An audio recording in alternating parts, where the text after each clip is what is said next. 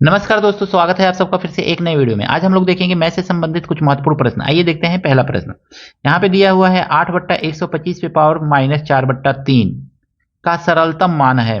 देखिए एक चीज याद रखें, a/b पे पावर अगर मैं दे दे यहाँ पे -m दे दे, ठीक है ना, तो इसको हम क्या लिखते हैं, b/a पे पावर यम प्लस कर लेंगे, ठीक है ना। उल्टा कर देते हैं, रेसिप्रोकल, ठीक है।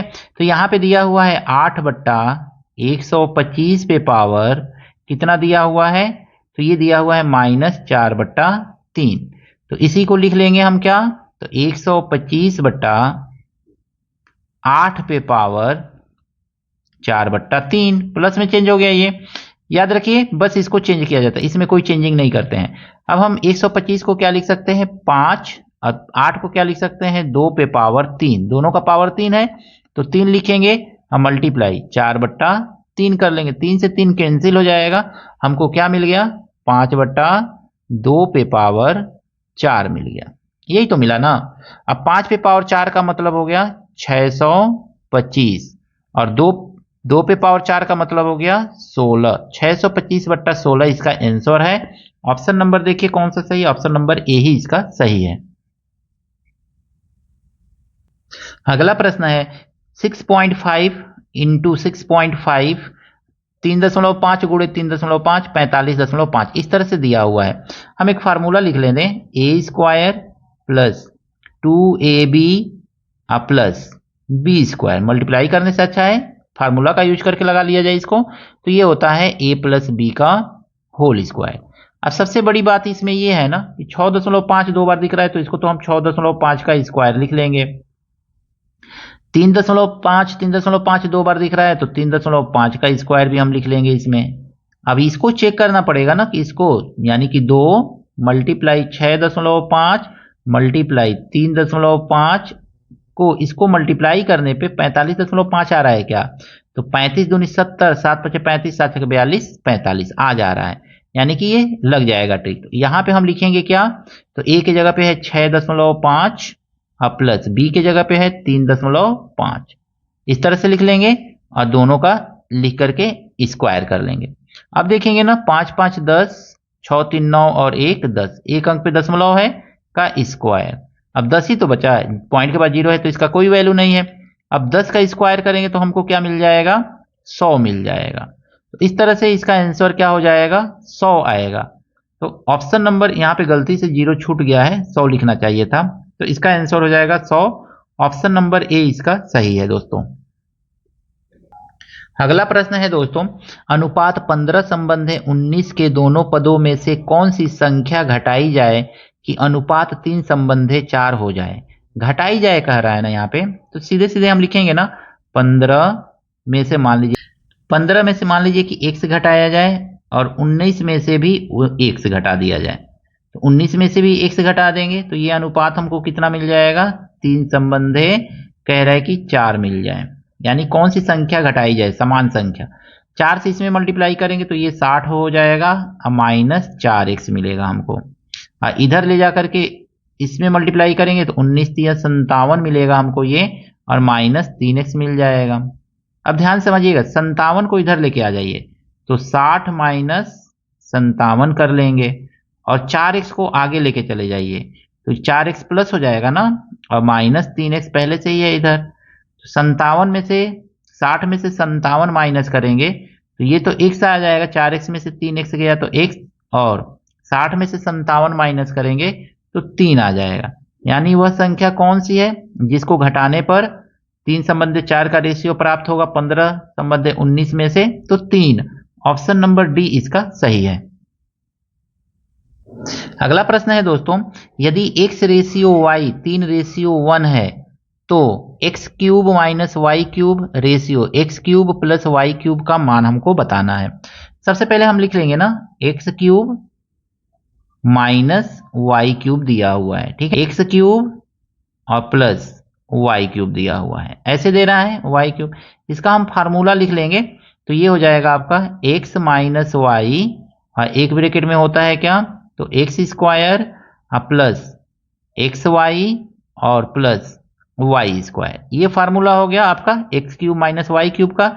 इसी तरह से इसका फार्मूला लिख लेंगे तो ये हो जाएगा एक्स प्लस वाई एक ब्रैकेट में, और इसमें लिखेंगे तो ये हो जाएगा आपका x square minus x y और प्लस वाई स्क्वायर, ऐसे लिख सकते हैं। अब ध्यान से समझिएगा, एक्स माइनस वाई, एक्स का वैल्यू 3 है, वाई का वैल्यू 1 है। एक्स की जगह पे हम 3 रखेंगे, 1 रखेंगे तो ये 2 मिलेगा ना। इसमें सॉल्व करेंगे तो 3 3 9, 9 लिख लीजिए, फिर 3 एक अन्य 3 तो प्लस 3 लिख लीजिए, और फिर एक स्क्वायर तो 1 लिख लीजिए, ऐसे मिल जाएगा हमको। नीचे देखेंगे ये तो एक्स प्लस वाई 3 प्लस 1 करेंगे तो 4 मिलेगा, और ये तो ऊपर वाला सेम ही मिलेगा 9, माइनस हो जाएगा ये 3 और प्लस 1, इस तरह से लिख सकते हैं। अब देखिए 2 एक अन्य 2, 2 दूनी 4, यानी हमको क्या मिल गया, ये 1 ऊपर मिला और नीचे क्या मिला 2 मिला, मल्टीप्लाई इसको सॉल्व करेंगे तो 9 3 12 1 13 मिल गया 13, और नीचे वाला सॉल्व करेंगे तो 9 1 10, 10 में से 3 गया 7 मिल गया। अब इसको आगे मल्टीप्लाई कीजिए तो ये मिल जाएगा 13/14, यानी रेशियो हमको क्या मिल गया यहाँ पे 13/14, तो यही आपका रेशियो है। ऑप्शन नंबर ए इसका सही है। अगला प्रश्न है दोस्तों, यम का 10% यन के 20% के बराबर है, तो यम रेशियो यन बराबर है। कैसे सॉल्व करेंगे, एकदम सिंपल सा प्रश्न है। यम का 10%, 10/100 लिख लेंगे यहाँ पे। यम का 10% जो है यन के कितने प्रतिशत के बराबर है, तो 20% के बराबर, तो 20/100 लिख लेंगे यहाँ पे। अब देखिए नीचे 100 से ये नीचे 100 कट जाएगा, तो यम ये यन इधर आ जाएगा, तो लिख लेंगे यम बटा यन इज इक्वल टू, इधर से 10 इधर चला जाएगा तो 20/10, ऐसे लिख लेंगे। 1 0 से 1 0 कट जाएगा, तो अब बचा क्या आपका, तो यम रेशियो यन जो है कितना हमको मिल गया, तो ये मिल गया 2/1, ये आपका आंसर मिल गया। ऑप्शन नंबर ए इसका सही है। इस प्रश्न में कहा गया है ना, एक नियमित बहुभुज की कितनी भुजाएं होगी जिनके आंतरिक एवं बाह्य कोण का अनुपात 2 संबंधे 1 है। मान लीजिए ना कि बाह्य कोण जो है, सॉरी आंतरिक कोण दिया हुआ है, तो आंतरिक कोण 2x है और बाह्य कोण जो है 1x है। हम जानते हैं आंतरिक कोण और बाह्य कोण दोनों को जोड़ने पे 180 डिग्री का एंगल बनता है। 2 और 1 कितना मिल जाएगा हमको, तो 3x मिलेगा। 3x बराबर हमको मिल गया 180, तो x बराबर हमको यहाँ पे कितना मिल जाएगा, तो x बराबर 60 मिल जाएगा। यानी बाह्य कोण हमको मिल गया, यहाँ पे हमको बाह्य कोण से ही मतलब है, तो बाह्य कोण बराबर हमको कितना मिल गया, 60 मिल गया। तो लिख लीजिए बाह्य कोण बराबर 60 डिग्री, हमको 60 डिग्री बाह्य कोण मिल गया। अब हमको क्या करना है, भुजा निकालना है कि नियमित बहुभुज की भुजा, तो भुजा बराबर होता है यन, यन बराबर होता है 360 बटा बाह्य कोण। बाह्य कोण कितना आया है, तो 60 डिग्री आया है, तो बस ऐसे लिख लेंगे। तो भुजाओं की संख्या यानी कि नियमित बहुभुज में कितनी भुजाएं हैं, तो 6 के 36, 6 ठो भुजाएं हैं। बस इस ट्रिक का यूज करके, यानी कि फार्मूला भी है, तो इस फार्मूला का यूज करके आप सिंपली क्वेश्चन को आसानी से सॉल्व कर सकते हैं।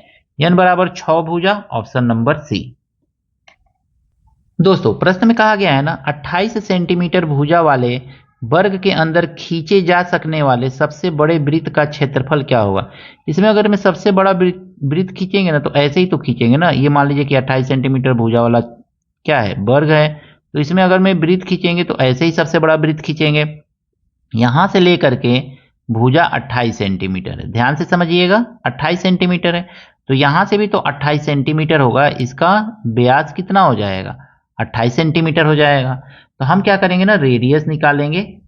सबसे बड़ी जो वृत्त है, इस वर्ग में खींचे गई सबसे बड़ी वृत्त, उसका रेडियस कितना होगा, तो डायमीटर का आधा होता है, यानी व्यास का आधा होता है। व्यास हम देख रहे हैं 28 है, तो 28 का आधा कर लेंगे तो हमको मिलेगा 14, यानी हमको रेडियस मिल गया 14। अब इसका क्षेत्रफल पूछ रहा है, तो क्षेत्रफल बराबर होता है पाई, वृत्त का क्षेत्रफल बराबर होता है पाई, आर कैपिटल लिखे तो कैपिटल लिखे पाई आर स्क्वायर।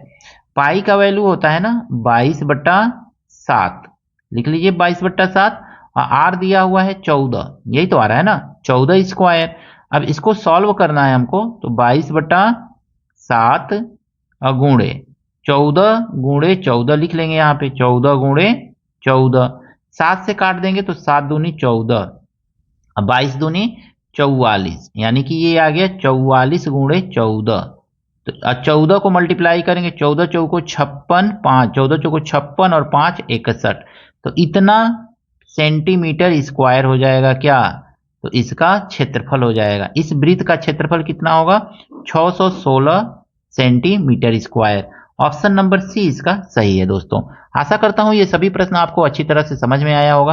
कहीं कोई त्रुटि है, कुछ कमी रह गई है, कुछ गलती है, कमेंट करके जरूर बताइएगा दोस्तों। मिलते हैं नेक्स्ट वीडियो में कुछ इसी तरह के नए प्रश्नों के साथ। Thank you, best of luck.